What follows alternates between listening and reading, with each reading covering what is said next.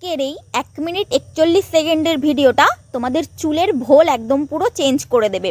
পুরো ইউটিউব খুঁজে দেখে নাও, তাও এই ভিডিওটা কোথাও পাবে না। এটা আমার চ্যালেঞ্জ, জাস্ট শেষ পর্যন্ত দেখো। হ্যালো এভরিওয়ান, আমি Piyali and welcome to my channel.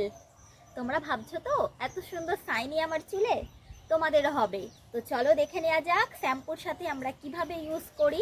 Video তো এফেক্টিভ হতেই চলেছে। চ্যানেলটাকে সাবস্ক্রাইব করে আমার পাশে থেকো, কারণ এরকম নতুন নতুন তথ্য আমি প্রত্যেকদিন দিয়ে থাকি। So let's start. এর জন্য আমাদের লাগবে 2 গ্লাস জল, আর নিয়ে নেব আমরা এখানে চা পাতা। এখানে আমি 2.5 চামচ চায়ের পাতা ব্যবহার করে নিয়েছি। এই 2.5 চামচ চা পাতাটা ভালো করে তোমরা ফুটিয়ে নেবে।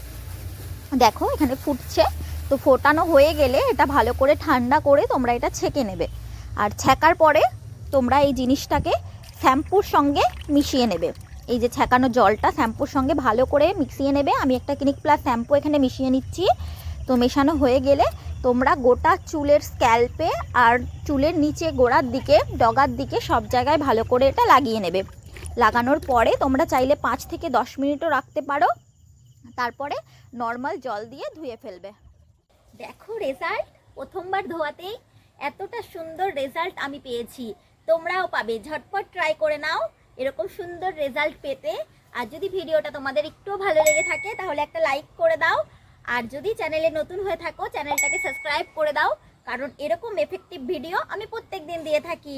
টাটা।